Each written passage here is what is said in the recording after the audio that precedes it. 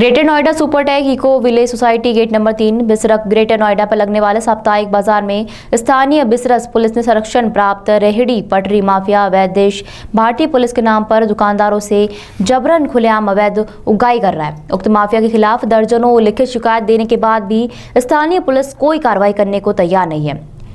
उल्टे जिन दुकानदारों ने अवैध उगाही का विरोध किया और पुलिस से शिकायत की, उनकी बाजार में पिछले 1 माह से दबंग माफिया अवधेश भारतीय पुलिस के सहयोग से दुकान नहीं लगने दे रहा है। जब भी वेंडर बाजार में दुकान लगाने जाते हैं तो उक्त दबंग माफिया अपने सहयोगी गुंडों को लेकर उन्हें मारपीट कर गाली गलौज कर भगा देते हैं। मौके पर पुलिस को 112 नंबर पर और चौकी व बिसरख कोतवाली में शिकायत की गई। उक्त पर कार्रवाई करने के बजाय पुलिस उल्टे पीड़ितों को ही धमका रही है। उक्त मसले को लेकर सीटू जिला कमेटी व का प्रतिनिधिमंडल सीटू जिला महासचिव रामसागर, जिलाध्यक्ष गंगेश्वर दत्त शर्मा, सचिव राम स्वास्थ्य, उपाध्याय मुकेश कुमार राघव, जिला कमेटी सदस्य ओम प्रकाश, जोगिंदर सैनी, मोहम्मद फिरोज, किसान सभा व अन्य कई जिलाधिकारी गौतम बुद्ध नगर श्री मनोज वर्मा को उनके कार्यालय सूरजपुर ग्रेटर नोएडा पर प्रदर्शन कर माननीय मुख्यमंत्री को संबोधित ज्ञापन दिया, जिसमें मांग की गई है कि यदि बाजार लगता है तो सभी दुकानदारों को उनके पूर्व स्थान पर दुकान लगाने देने की व्यवस्था की जाए और यह सुनिश्चित किया जाए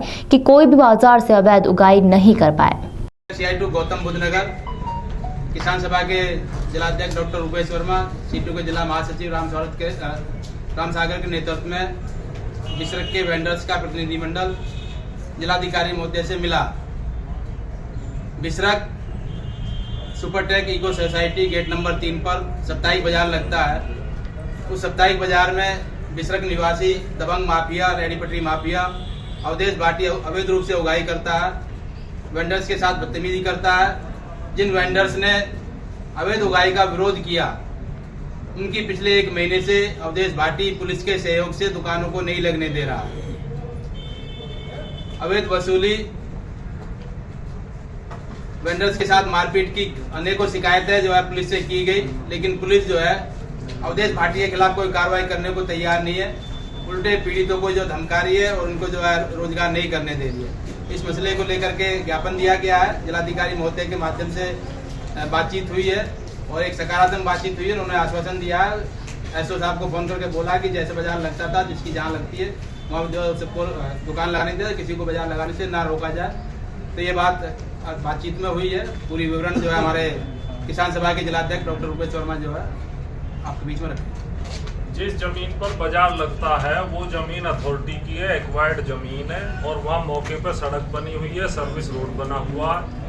उसमें किसी को ये हक नहीं है कि वो लोगों से जाके अवैध वसूली करें। लेकिन वहाँ अवधेश कुमार भाटी कई बाजार लगवाता और यहाँ पर भी अवैध उगाही करता और गरीबों के शोषण करता और इन गरीबों की कई बार बाजार में उन्होंने दुकानें नहीं लगने दी हैं। इसके विरोध में हमने डीएम साहब को ज्ञापन दिया। उन्होंने एसएचओ से बात की है बिसरख से और हमें आश्वस्त किया कि इनका बाजार लगेगा और दिवाली बाद इसका परमानेंट सॉल्यूशन हम निकालेंगे। तो CITU जो मजदूरों का संगठन है और मजदूरों के हितों के लिए काम करता है, वो वेंडर्स की यूनियन के साथ है और वेंडर्स को न्याय दिलाने का काम सीटू करेगी और किसान सभा इसमें साथ है। और जो जिसका जो हक है उस हक को और उसको न्याय को दिलाने का कार्य हम करेंगे और किसी किस्म की अवैध उगाही के हम विरोध में हैं और किसी किस्म की अवैध उगाही हम नहीं होने देंगे। इंकलाब जिंदाबाद, जिंदाबाद जिंदाबाद, CITU जिंदाबाद, जिंदाबाद जिंदाबाद, वेंडर्स की एकता जिंदाबाद, जिंदाबाद जिंदाबाद। बिसरख पुलिस अवैध उगाही बंद कराओ, बंद कराओ, बंद कराओ। अवैध माफियाओं के खिलाफ कार्रवाई करनी होगी, करनी होगी, करनी होगी। अवधेश भाटी को गिरफ्तार करना होगा, करना होगा, करना होगा। अवधेश भाटी के खिलाफ मुकदमा दर्ज करना होगा, करना होगा, करना होगा। हमारे बीच में सीटू के जिला महासचिव को हमें रामसागर है, वो अपनी बात। साथियों, जैसा कि पथ विक्रेता कर्मकारी यूनियन के महामंत्री कॉमरेड गंगेश्वर दत्त शर्मा और हमारी अखिल भारतीय किसान सभा के अध्यक्ष डॉक्टर रुपेश वर्मा ने रखा है,